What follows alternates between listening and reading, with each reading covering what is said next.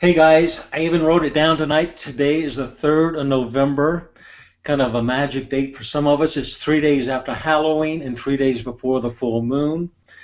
And with all that thing about full moon and Halloween, I have a very special guest for us tonight, and it's Rick Ochoa, who really has a fantastic podcast called Laughing with Cancer. And I ran into him just online a few months ago, and we've been talking back and forth a little bit and talking forth back just the last 15, 20 minutes, but I want to introduce him to you and let you get to know him and his program. And so let's go right now. Rick, are you here? How you doing? How you doing? Okay, great. And first thing, Rick, I didn't tell you beforehand, but whoever's talking, the people in the audience get to see their picture. And it can be, even if you drop a pencil, it's going to show that person's picture. So you're stuck with looking at me, but I'm looking at you if you're talking and looking at me if I'm talking. So I'll let you take it away now. Oh, okay. Well, thank you. Like you said, I'm Rick Ochoa, aka Elvis Rico. A lot of people know me as Elvis Rico because, well, I was an Elvis impersonator for 15 years. Well, thank you. Well, thank you very much. And my name is Rick Ochoa, so it's Elvis Rico. So Can you move those hips right now? I can shake it a little bit, man. I can shake it a little bit.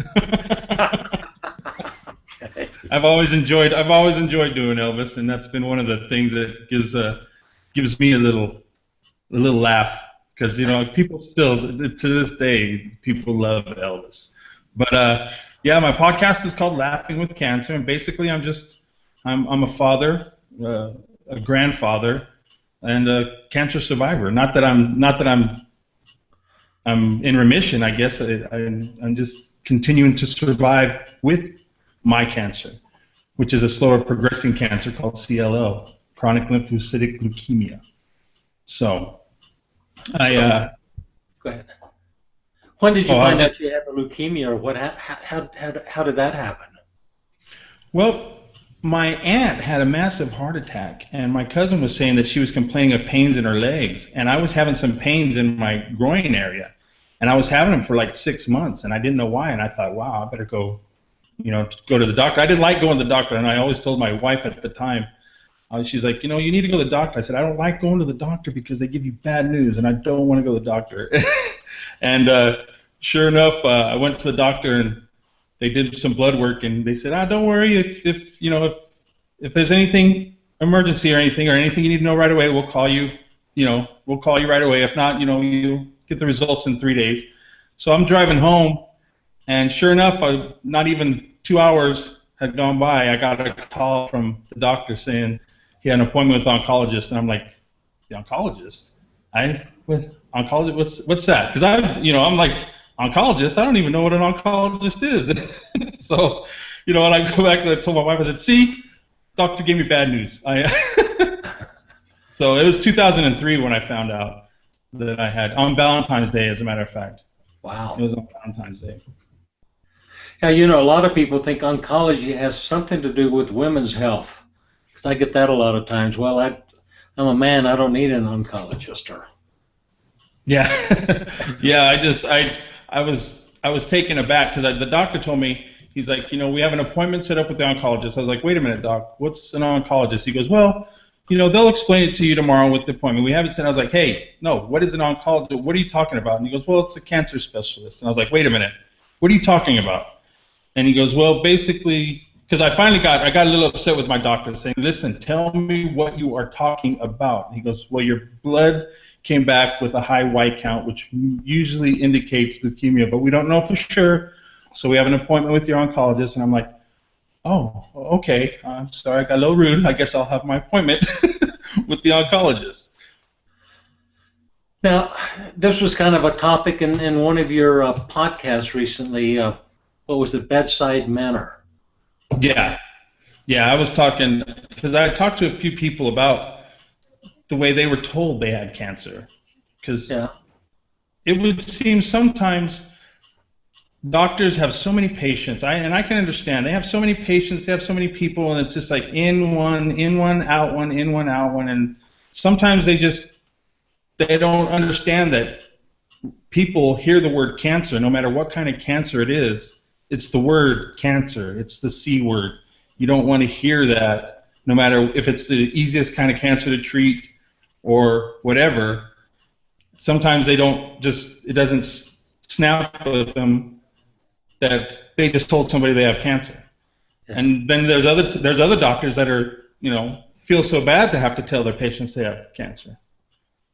So the bedside manner works both ways.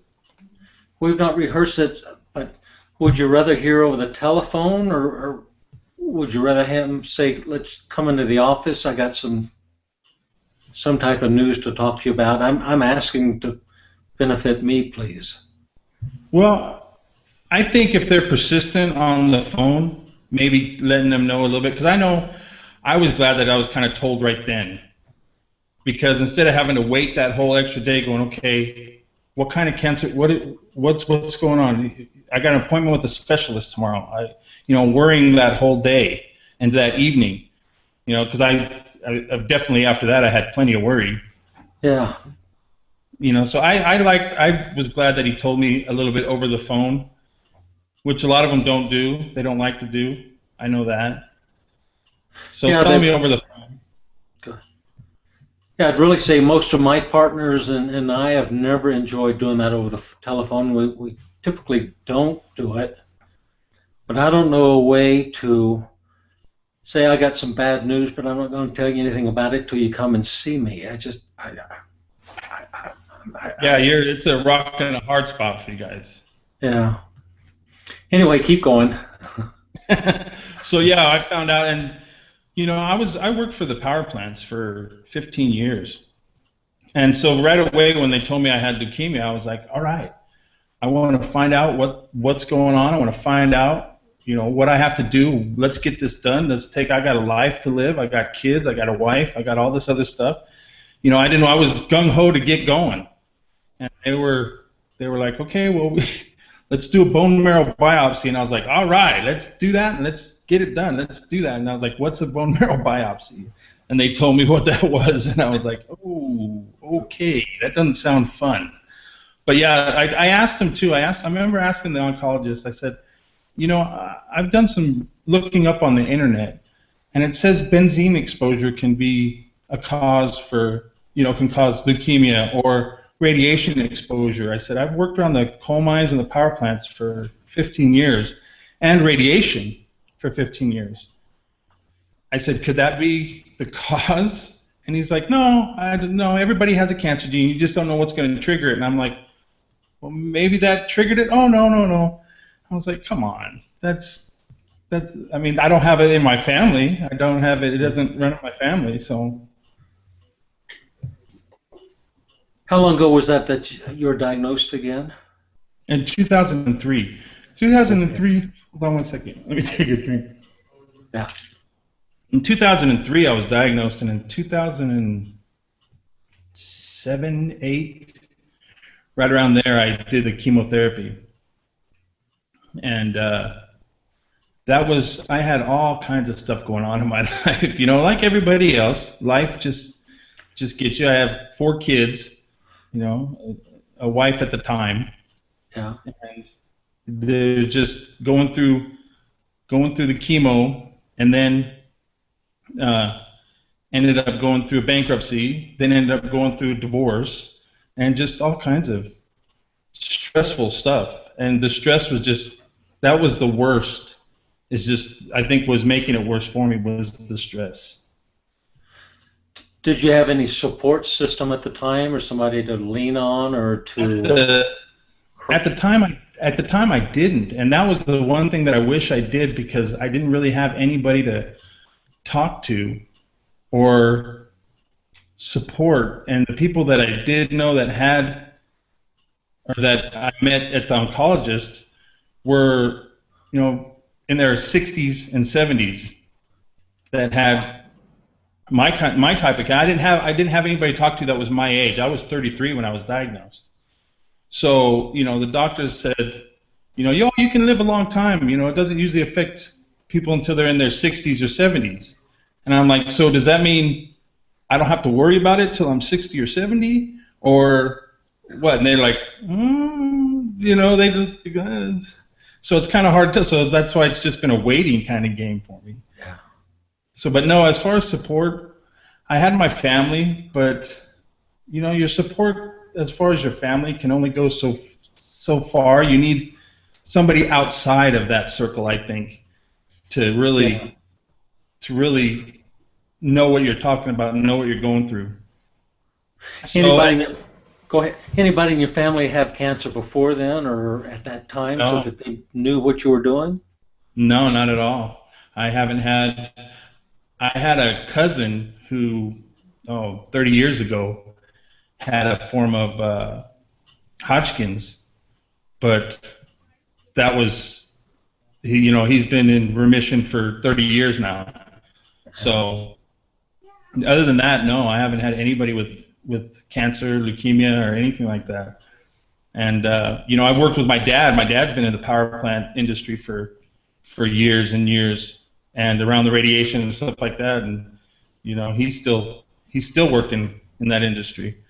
So I didn't have that kind of support, and that's when and during that time I got so angry. I got just angry about everything, and I ended up getting a bunch of tattoos. Well, I've seen some of them a while ago. Yeah, I got a whole. Well, see, when I got a tattoo, okay, I was getting really depressed. All right, I was getting really depressed and really recluse, and I even contemplated suicide a couple of times because that's how depressed I had gotten. And luckily, I found a podcast called Keith and the Girl, and it's a comedy podcast out of New York. And I came across them on iTunes, just on somebody else's show. They happened to play Keith and the Girl, and I started laughing. They started making me laugh again. And I remember one of my kids came in, one of my twins came in, and they were like, "Dad, is everything okay?" And I was like, "Yeah." They're like, "We just heard you laughing. We haven't heard you laugh in so long. We were just wondering if everything was okay." And I was like, "Wow." And so ever since then, I started, becoming a part of Keith and the Girl community and all that. I've been on their show in New York twice. Yeah. And so I got a Keith and the Girl tattoo. And, it says, "Party, super party." It's a drinking bar, just it's a silly tattoo. And when I got it, my oncologist got really upset with me. And he was like, "You have a blood disorder. You cannot be getting tattoos. Do you not understand, that you cannot be doing that? And you got, risk of infection. You cannot be getting tattoos." And I was like, okay. And he lectured me for about 15 minutes, and I was mad at everybody at that time. I was like, okay.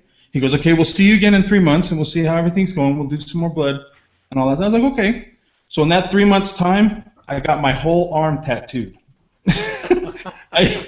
I even got on my forearm here. I don't know if you can see it right here, but it says, "I have leukemia. Leukemia don't have me." And that's what I told the doctor. I said, "You don't tell me what I can or can't do because I have cancer." I said, he finally just kind of shook his head, and he was like, "All right, you win. Just don't, let your body heal a little bit more before you do any kind of more tattoos." And so, of course, I ended up getting a big Elvis tattoo on this arm, but Looks nice, yeah. So yeah, and that was all because of Keith and the Girl. All my tattoos, my whole arm is all Keith and the Girl related. And Keith and the Girl, they've been a good part of my life now since 2009. And I talk to them quite a bit. And they have a wonderful podcast, keithandthegirl.com. And I mean, but it's definitely not clean. Yeah. So if anybody does want to check out Keith and the Girl, they're not clean. Okay. Guys in the audience, I'm going to, when we revamp this thing tomorrow, I'm going to put that address down, peaceandthegirl.com, so that you can see it kind of written overhead, so that you can find it. And anyway, back to Rick. Yeah, so they like I said, they've been a big part of my life, and I think they helped me get out of the deep hole that I was in, and all due to laughter. And like when I started my podcast, I thought, what's the one thing that's really helped me through this, other than getting back, getting to losing some weight and getting back into the gym, trying to eat right, trying to better myself. Because when I first moved up here to Arizona, I was on oxygen, I was overweight, big time, and taking all kinds of different medications for my blood pressure, diabetes, everything else. And I was like, this is it. If I don't do something, I'm going to die. And so I took myself off of everything, which, the doctors got mad at me about that too. I took myself off the oxygen. I took myself off the pills and all the medication and everything, and just got back in the gym and started working out, eating right, and doing all that. And I dropped, I was like 335, and I dropped down to 255. Wow. So, yeah. And your blood pressure is doing good off the medicine right now too? Well, no, I ended up going back on the medicine because the doctors are like, come on, you can't just stop taking your blood pressure medicine. But I have my blood pressure and my diabetes in check now. So my numbers are good as far as that goes, which is a plus, because, it's just, you have to start somewhere. And of course the eating right is the hardest part for especially a big guy who's been a meat and potatoes kind of guy his whole life. So let me ask you, I think some doctors have an opinion of what the ideal patient is. What's your idea of the ideal patient who's going to get well? Do you have an idea of what that is? Or I would say somebody who just tries to stay positive. And that's very hard to do, trying to stay positive with just in life in general.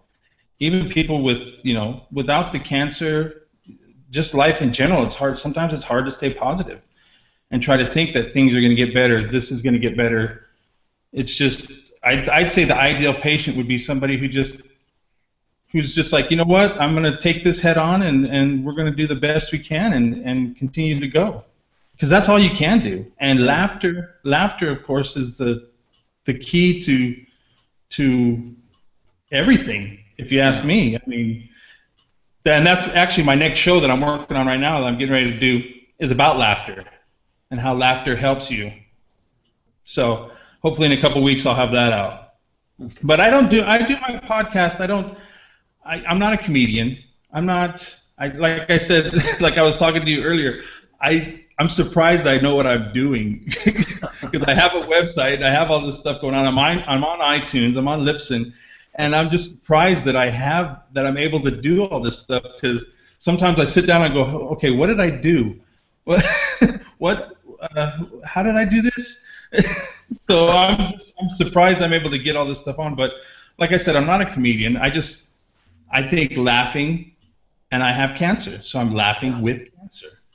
Okay. So, and my shows, I'm trying to, have a topic and stuff like that. But sometimes I'll just talk about stuff that's going on, stuff that's going on in my life. I just got back from a cruise, with my girlfriend and her daughter.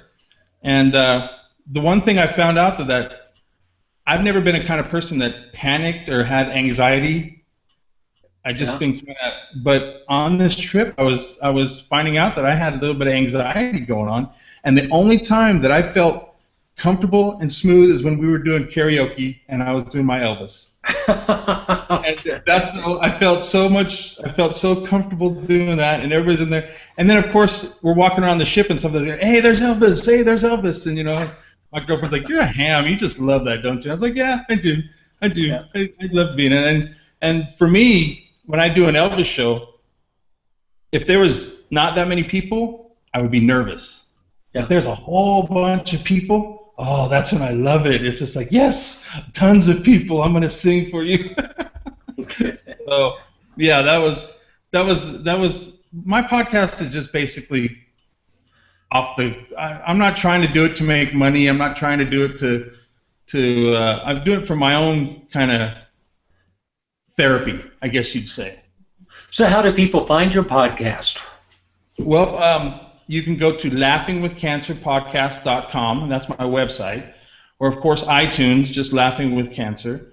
I'm on Facebook, Laughing with Cancer on Facebook. I have a Twitter called Laugh with Cancer, and I also have a Twitter called at Elvis Rico.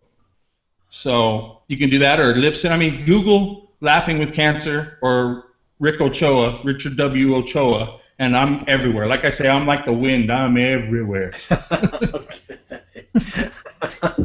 And what part of the country you live in, Rick? I'm in Phoenix, Arizona. Okay. So I'm in the desert. People can contact you, email, and visit with you. Is yeah. that fine? Or? Yeah, my email is laughingwithcancer@gmail.com. Okay. And like I said, they can get a hold of me on Facebook, on Twitter. Pretty much, like I said, pretty much Google me, and you can find me. But like I said, I'm on iTunes. I'm on Libsyn.com. Podcast Radio. There's a website called podcast.com, and if you go on there, you can click on Laughing with Cancer and give me a vote every month, and it helps bring us up for people that have podcasts, and then they kind of do a little podcast for you per month. So. Yeah. Now, explain for people who don't know what a podcast is, which could be me, you don't ever know, but what is a podcast? It's basically a talk show on the internet. It's just sometimes a lot of people, like Keith and the Girl, it's Keith Malley and Hemda Khalili. A lot of people have co-hosts, or some people have just themselves. And right now it's just me. Like I said, I barely know what I'm doing. So to bring another person in to have as a co-host right now would be kind of silly, but yeah, it's just a talk radio show, but on the internet. So that's basically a podcast. And they can download it on like their iPod or whatever. Yeah, download it on your iPod from iTunes. Like I said, podcast.com. You can go there. You can listen to it. Just you can download it onto your iPad and listen to it later while you're going on your commute. My shows are usually about a half hour long. I try to give it. They say usually your average commute time is 25 to 30 minutes. So I keep it a little short. Try to get in some decent topics about maybe exercise or nutrition or what's going on that day or that week or that month. So would you say your key right now is just the laughter or what else doing well? Yeah, the laughter, the eating right, and the exercising. I would say that's the key right there. But like I said, like I was talking to you earlier, fatigue is the hardest thing for me. And that's for anybody with cancer, you're going to have the fatigue. And especially if you're going through chemo and stuff like that, you're going to have the fatigue. So motivation is another thing that I try to give myself a reason to be motivated to get to the gym, to try to lose the weight, try to get motivation somehow. And I use my Twitter as motivation or my Facebook as motivation. When I first started going to the gym and first started to diet and stuff, I used my Twitter to kind of be held accountable for what I was going to do. Now, you mentioned having kids. How are they doing, and what do you tell them? Well, my kids have been a big part as far as I have 4 kids. I have two girls and 2 boys. My oldest son is 25, my oldest daughter is 23, and my twins are going to be 21 in December. And they've been very supportive, especially when my divorce came along. Yeah. And the ex-wife just kind of left us, me and the twins, she just kind of left us. And that was during my whole really depression part. Okay. And my twins were right there to help support. And they've been a big part as far as being supportive for me that way. So, but my youngest daughter has lupus. And so I try to tell her, it's very important, especially with the medications that she's on, and she has, she gets the flare-ups pretty bad with the lupus. And I try to tell her, you have to eat right, you have to exercise, and you have to do But she's at that age where you don't want to be thinking about that. You don't want to have to realize you have a lifelong disease. You're going to be 21. You know what these kids want to go have fun and drink or do whatever they do. God forbid they do what I did when I was that age. But I try to tell her, honey, you just can't be doing that. But what can you do? You can only tell them and hope that they make the right judgment. Right. Now there's a guy standing over your right shoulder who's been watching us the whole time tonight. Who is that fella? He's that's sort of intimidating. Arnold. That is Arnold from the Conan. What's wrong with you? You do not know this. That's my pumping iron. My dad drew that for a gym, one of my cousin's gym about 20 years ago. And on the bottom, it's a picture of Conan. And on the bottom, I don't know if you can. Well, I can't. Anyways, on the bottom of it says strength. So it's a 6-foot tall picture of him, and I never realized that painting would help me, because there would be times where I just don't want to get out of bed. I don't want to do anything, and I'd look at that thing and see that strength there, and I'd say, yeah, you know what? I can go do this. I'm gonna go do this. So yeah, that's my Arnold. I tell him, what's wrong with you? Get to the gym. You can do this. Stop being a girly man. So yeah, I keep that picture everywhere I've been. That picture's been with me, and my dad did that for me. It's a little spooky looking at that from here in Montana. He's pretty yeah. Yeah, he's I love that picture. My dad loves that picture. He says, that was one of my funnest pictures to do. He had fun doing that picture for me. How long did it take him to draw that?